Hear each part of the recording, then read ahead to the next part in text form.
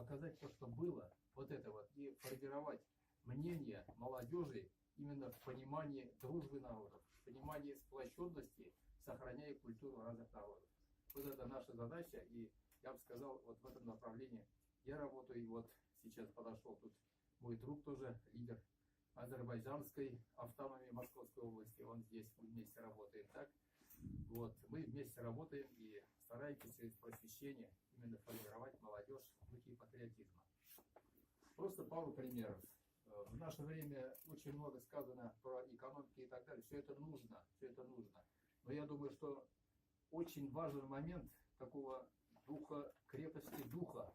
Иногда бывает, есть не на что, да? Ну, я говорю, так, крайний пример, да? Но когда люди верят друг другу, они сплочены, они разделят кусок хлеба. Они будут вместе работать и вместе выигрывать. И решат проблемы. В этом отношении те мероприятия, которые мы делаем, они носили и носят именно просветительский характер. Вот за тот период, который прошел, со времени моего последнего визита сюда, мы провели традиционный ежегодный наш праздник, который называется народный праздник Сабантуй, он уже давно воспринимается как праздник дружбы народов. И во время этого праздника Коломенский район принимает участие дети всех национальностей, пишут сочинения, участвуют в конкурсах сочинений, конкурс рисунков. Ребята-спортсмены участвуют в турнире по борьбе на поясах, местная молодежь, ребята, разные ребята. Так и, наконец, в Сабантуе, где собрались представители всех национальностей. Люди видят культуру, и потом мне же пишут по почте, какой праздник, нет алкоголя, есть культура, есть интерес, есть спорт, и как это здорово.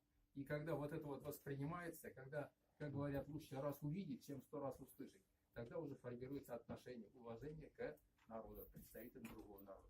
Также вот мои друзья, азербайджанцы, проводят мероприятия. Вот Галип проводит, я уж к слову скажу, вот и сам скажет, так организует такие вот поездки Азербайджана глазами российских школьников и наоборот. Очень мощные такие вот поездки. Это же формирует молодежь. И я думаю, что работа в этом направлении для нас она очень важна. Это одно. Второе, опять же, среди выступающих очень правильно было сказано, что сегодня вот формирование о семье мало кто говорит. На самом деле так. А ведь результатом вот этого же периода является у нас молодые семьи. Создаются или не создаются и очень быстро распадаются. Есть очень мрачная статистика. Я здесь не буду приводить, но мы выполнили специальный проект с одним профессором, который в этом направлении занимается.